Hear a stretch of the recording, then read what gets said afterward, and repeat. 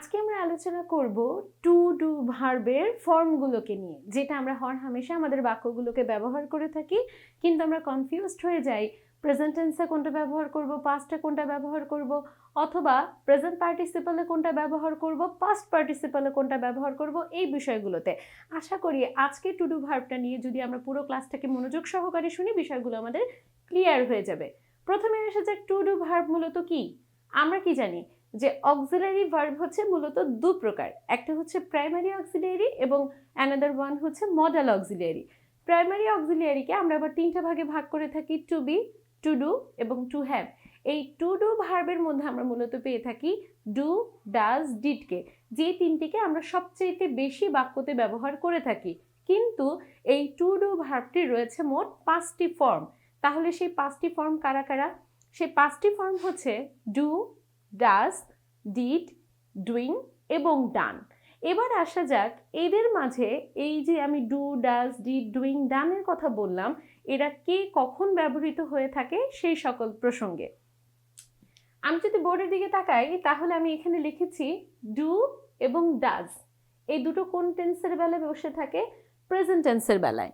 তাহলে প্রশ্ন হতে পারে, যেহেতু দুটোই প্রেজেন্ট টেন্সের বেলায় ব্যবহৃত হয়, কেন আমরা ডু ডাজকে আলাদা করে লিখেছি? অবশ্যই এখানে ব্যবহারের ক্ষেত্রে কিছু পার্থক্য আছে। কেমন পার্থক্য? এই ডু আমরা সাধারণত যেই সকল সাবজেক্টের ক্ষেত্রে ব্যবহার করি, ডাজকে তাদের ক্ষেত্রে করি না। তাহলে ডু আমরা যখন বসাই তাদের সাবজেক্ট হিসেবে কারা হতে পারে? ডু তখনই বসবে যখন সাবজেক্ট হিসেবে মূলত আমরা কাদেরকে পাবো? আই, ইউ, উই অথবা দেকে। অপরদিকে ডাজ আমরা তখনই বসাবো যখন আমরা এদের সাবজেক্ট হিসেবে কাদেরকে পাবো? হি, শি, ইট অথবা যে কোনো থার্ড পারসন সিঙ্গুলার নাম্বারকে। এবং এই যে ডু এবং ডাজ, এরা সর্বদা প্রেজেন্ট টেন্সে ব্যবহৃত হয়ে থাকে। এখন প্রেজেন্ট টেন্সে এরা কখনো কখনো মেইন ভার্ব হিসেবে ব্যবহৃত হয়, কখনো কখনো আবার অক্সিলারি ভার্ব হিসেবে ব্যবহৃত হয়। এখন আমি যদি বলি যে মেইন ভার্ব হিসেবে তারা কখন ব্যবহৃত হয়ে থাকে, যেমন আমি যদি বলি আই ডু দ্য ওয়ার্ক, তাহলে এই বাক্যটিতে আমি বলেছি কি আমি কাজটি করেছি। এখানে ডু কি কোনোভাবে অক্সিলারি ভার্ব? না। এখানে কি ডু ব্যতীত বাক্যটির মধ্যে অন্য কোনো ভার্ব আছে? না। তাহলে এখানে কিন্তু ডু মেইন ভার্ব হিসেবে ব্যবহৃত হয়েছে। এবং যখন আমি বলছি আমি কাজটি করি, এটা কোন টেন্সকে নির্দেশ করছে? অবশ্যই প্রেজেন্ট টেন্সকে। তার মানে হচ্ছে ডু ভার্বটি এবং ডাজ ভার্বটি প্রেজেন্ট টেন্সে ব্যবহৃত হয়ে থাকে, এবং এরা কি হিসেবে? মেইন ভার্ব হিসেবে এবং অক্সিলারি ভার্ব হিসেবে কিন্তু একসাথে ব্যবহৃত হয়। আমি এখন মেইন ভার্ব হিসেবে উদাহরণটা দিলাম, কিছুক্ষণের মধ্যে অক্সিলারি ভার্বটা সম্পর্কেও কিন্তু বিস্তারিত আলোচনা করব। এরপরে আসা যাক ডিড। আমরা কি জানি? আমরা যদি নর্মালি রুট ওয়ার্ড ডু এর প্রেজেন্ট, পাস্ট এবং পাস্ট পার্টিসিপল করি তাহলে কি পাই? ডু, ডিড, ডান। তাহলে ডুটা কোন ফর্মকে রিপ্রেজেন্ট করে? প্রেজেন্ট ফর্মকে। ডিড কোন ফর্মকে রিপ্রেজেন্ট করে? পাস্ট ফর্মকে। অর্থাৎ কোনো একটা কাজ অতীতকালে সংঘটিত হয়ে গেছে, এই ধরনের যখন কোনো কিছু বোঝাবে তখন সেটা কি করবে? এই ডিড যে ভার্বটা আমরা সম্পর্কে আলোচনা করছি সে মেইন ভার্ব হিসেবে ব্যবহৃত হবে, আবার কখনো কখনো কিন্তু অক্সিলারি ভার্ব হিসেবেও ডিডটা ব্যবহৃত হয়ে থাকে। যেমন পাস্ট টেন্সে ডিড কিভাবে ব্যবহৃত হয়? ইউ ডিড ইট, তুমি এটি করেছিলে। এই বাক্যতে আমরা ডিড ব্যতীত অন্য কোনো ভার্ব দেখতে পাচ্ছি না, এবং এটা অতীতকালকে নির্দেশ করছে। তার মানে হচ্ছে ডিড এখানে মেইন ভার্ব হিসেবে পাস্ট টেন্সকে ইন্ডিকেট করছে। অপরদিকে ডান, আমরা কোনো একটা ভার্বের পাস্ট পার্টিসিপল প্রকাশ করার জন্য ডানটাকে ব্যবহার করে থাকি, এবং ডান হচ্ছে ডু ভার্বটির পাস্ট পার্টিসিপল রূপ। যেমন আমি যদি বলতাম ইউ হ্যাভ ডান দিস, তুমি এটি করেছিলে, তাহলে এটা দ্বারা মূলত কি করছে? সে আমার কোনো একটা কাজ সংঘটিত হয়ে গেছে কিন্তু তার ফল এখনো বিদ্যমান আছে, এই ধরনের কোনো কিছু বোঝাচ্ছে। এবং ডু ভার্বটির পাস্ট পার্টিসিপল রূপটি কিন্তু এখানে নির্দেশিত হচ্ছে। এই ডান ভার্বটারও কিন্তু আমরা মেইন রূপ এবং মানে মেইন ভার্ব এবং অক্সিলারি ভার্ব দুটো রূপেই দেখে থাকি। এই বাক্যটিতে ডান ভার্বটা কিন্তু প্রিন্সিপাল ভার্ব হিসেবে ব্যবহৃত হচ্ছে। এবার আসা যাক, আমি বলেছিলাম ডুইং এর কথা। ডুইংটা মূলত প্রেজেন্ট পার্টিসিপল হিসেবে ব্যবহৃত হয়ে থাকে বাক্যগুলোর মাঝে। এবার আসি মেইন রূপগুলো নিয়ে তো আলোচনা হলো, তাহলে অ্যাজ অক্সিলারি ভার্ব হিসেবে ডু, ডাজ, ডিড, ডান কিভাবে ব্যবহৃত হয়ে থাকে। আমরা সাধারণত অ্যাজ অক্সিলিয়ারি টু মেক কোশ্চেনের ক্ষেত্রে নিম্নোক্ত এই রুলসগুলো ফলো করে থাকি, কিন্তু যখনই do does did done auxiliary verb হিসেবে ব্যবহৃত হয়, এরা মূলত কোনো একটা কোশ্চেনকে ফর্ম করে থাকে, কখনো কখনো কোনো একটা ভার্বকে নেগেটিভ করে থাকে, অথবা অ্যাড ইমফ্যাসিস অর্থাৎ কোনো কিছুকে জোর দান বা জোরপূর্বক কোনো একটা স্বীকারোক্তি প্রকাশ করার ক্ষেত্রে কিন্তু ব্যবহৃত হয়ে থাকে। প্রথমেই আসছি অ্যাজ অক্সিলারি টু মেক কোশ্চেন্সের কাছে, যে আমরা যদি এই ডু ডাজ ডিডকে অক্সিলারি ভার্ব হিসেবে ব্যবহৃত করি তাহলে এরা কিভাবে কোশ্চেন প্যাটার্ন তৈরি করে থাকে। কিছু স্বাভাবিক স্ট্রাকচার আছে, যেমন ডু দিয়ে যদি আমরা প্রশ্ন তৈরি করতে যাই তাহলে প্রথমে বসবে ডু, এরপর আমরা সাবজেক্ট হিসেবে নিব আই, ইউ, উই অথবা দেখে, বসবে মেইন ভার্ব যেটা ভার্বের অবশ্যই বেস ফর্মে ব্যবহৃত হবে, এবং এরপরে বসবে অবজেক্ট এবং শেষে বসবে প্রশ্নবোধক চিহ্ন। যেমন আমি যদি বলতাম do you complete this, do we play football, তাহলে কি আমি যে স্ট্রাকচারটা লিখেছিলাম প্রথমে বসেছে ডু, এরপরে বসেছে কাঙ্ক্ষিত সাবজেক্ট, আমরা যে ভার্বটাকে বসিয়েছি তার প্রেজেন্ট ফর্ম, এবং শেষে অবজেক্ট বসে গেছে প্রশ্নবোধক চিহ্ন। উক্ত স্ট্রাকচারটি ফলো করে আমরা ডু দিয়ে কি করতে পারি, খুব সহজেই কোশ্চেন প্যাটার্ন তৈরি করতে পারি। শুধু মনে রাখতে হবে ডু এর সাথে সাবজেক্ট হিসেবে আই, ইউ, উই এবং দে এই শব্দ কয়টি শুধুমাত্র ব্যবহৃত হবে। অপরদিকে যদি আমরা ডাজ দিয়ে প্রশ্ন করতে যাই তখন আবার কি হয়ে যায়, ডাজের পরে সাবজেক্ট হিসেবে আসবে হি, শি, ইট অথবা যে কোনো থার্ড পারসন সিঙ্গুলার নাম্বার, বসবে ভার্বের বেস ফর্ম, বসবে অবজেক্ট এবং প্রশ্নবোধক চিহ্ন। আমরা জানি নর্মালি কোনো একটা অ্যাসার্টিভ সেন্টেন্স গঠনের ক্ষেত্রে সাবজেক্ট যদি থার্ড পারসন সিঙ্গুলার নাম্বার হয় ভার্বের শেষে এস বা ইএস যুক্ত হয়, কিন্তু যদি আমরা এখানে ডাজ দিয়ে কোনো প্রশ্ন তৈরি করি তখন কিন্তু আর থার্ড পারসন সিঙ্গুলারের শেষে থার্ড পারসন সিঙ্গুলার নাম্বারের সাথে ব্যবহৃত যে ভার্বটির শেষে আমরা এস অথবা ইএস যুক্ত করেছিলাম সে কিন্তু আর ব্যবহৃত হবে না, কারণ অলরেডি আমরা ডু ভার্বের ডাজ ফর্মটি বাক্যে ব্যবহার করেছি, তাই কিন্তু আমার দ্বিতীয় যে ভার্বটি বাক্যে ব্যবহৃত হবে সে তার রুট ফর্মে ব্যবহৃত হবে, কোনোভাবেই তার সাথে এস বা ইএস যুক্ত হবে না। যেমন আমি যদি বলতাম দ্য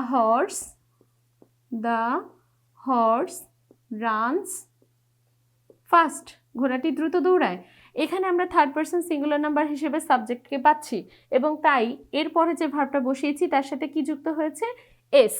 কিন্তু এই বাক্যটিকে যদি আমি কোশ্চেন প্যাটার্ন নিয়ে যাই তখন আমার কি হয়ে যাবে, প্রথমে বসবে ডাজ, এরপরে আমরা স্ট্রাকচার অনুযায়ী কি জানি সাবজেক্ট বসবে, সেটা হি, শি, ইট অথবা যে কোনো third person singular number.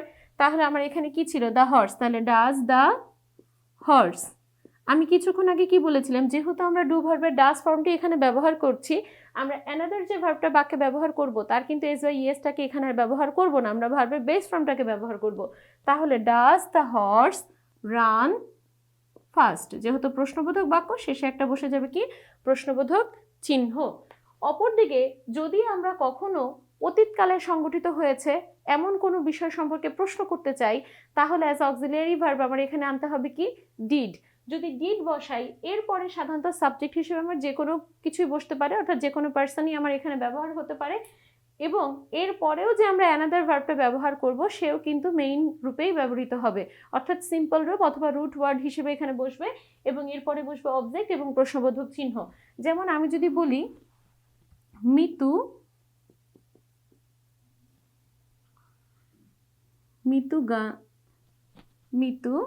Went there, Mitu কি করেছিল, সেখানে গিয়েছিল, তাহলে কি এটা অতীতকালকে নির্দেশ করছে।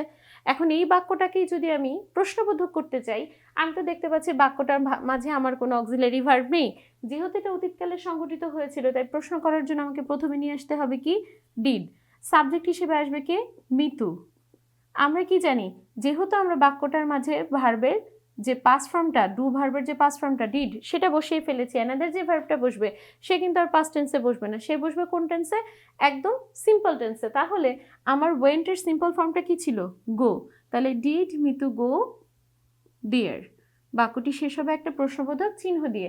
অর্থাৎ অতীতকালে সংগঠিত কোনো একটা সেন্টেন্সকে যদি আমরা প্রশ্নে রূপান্তর করতে চাই অ্যাজ অক্সিলারি ভার্ব প্রথমে আমার বসবে ডিড, এরপরে বসবে বাক্যটির সাবজেক্ট, বসবে অ্যানাদার যে ভার্বটা ছিল সে তার সিম্পল রূপে অথবা মেইন রূপে, এরপরে বসবে অবজেক্ট এবং শেষে বসবে প্রশ্নবোধক চিহ্ন। তার মানে আমরা যখনই এই ডু ডাজ ডিডকে অক্সিলারি ভার্ব হিসেবে ব্যবহার করতে পারি, আমরা কি পেলাম এখানে? As form as a question হিসেবে তাদেরকে আমরা ব্যবহার করে থাকি। মেক এ ভার্ব নেগেটিভ হিসেবে আমরা সাধারণত ডু ডাজ ডিড দিয়ে সাধারণত কোনো বাক্য গঠন করতে পারি। যেমন আমি যদি বলতাম ইউ ডু নট অথবা don't go there, he does not make tea, she did not go there। তাহলে আমরা এই তিনটা সেন্টেন্সে দেখতে পাচ্ছি ডু, ডাজ এবং ডিড এই তিনটেই কিন্তু নেগেটিভ রূপ ব্যবহৃত হয়েছে, যাদেরকে আমরা সংক্ষেপে ডোন্ট, ডাজন্ট অথবা ডিডন্ট রূপে বসিয়ে থাকি।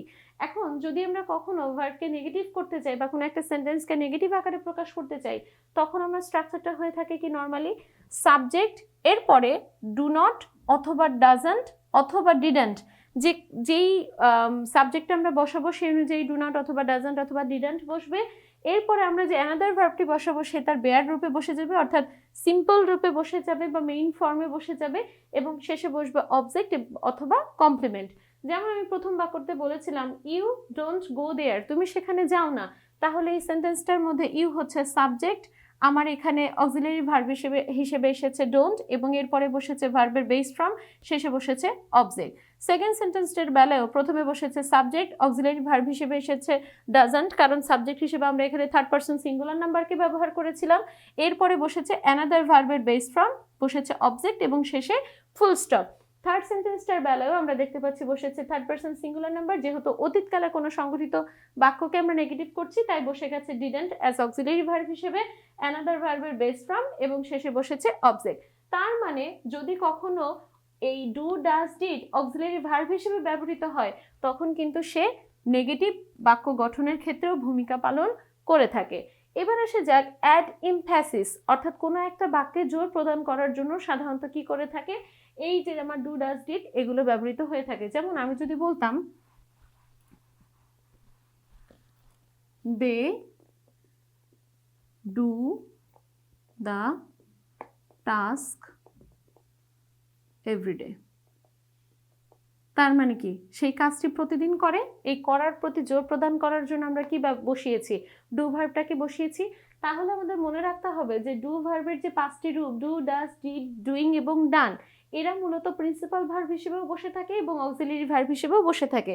যদি কখনো অক্সিলারি ভার্ব হিসেবে বসে বাক্যের মধ্যে, তাহলে তাদেরকে দ্বারা আমরা কোশ্চেন করতে পারি, তাদেরকে দ্বারা আমরা নেগেটিভ করতে পারি, এবং আমাদের গঠিত যে ইংরেজি বাক্যটা হবে সেটা দ্বারা কোনো ইমফ্যাসিস দেওয়ার ক্ষেত্রেও কিন্তু আমরা এই ভার্বটাকে ব্যবহার করে থাকি। তাহলে ইংরেজি বাক্য গঠনের ক্ষেত্রে যখন আমাদের হাতে খড়ি হয়ে থাকে, নর্মালি আমরা ডু, ডাজ, ডিড দিয়ে বাক্য গঠন করে থাকি, যদি উক্ত রুলসগুলো মনে করি আমরা খুব সহজে প্রিন্সিপাল ভার্ব হিসেবেও তাদেরকে ব্যবহার করতে পারবো, এমনকি অক্সিলারি ভার্ব হিসেবেও ব্যবহার করতে পারবো। যদি কখনো অক্সিলারি ভার্ব হিসেবে ব্যবহার করি, তাদেরকে দিয়ে আমরা কোশ্চেন প্যাটার্নে কোনো সেন্টেন্স গঠন করতে পারবো, এমনকি নেগেটিভ সেন্টেন্সও খুব সহজে কিন্তু গঠন করতে পারবো।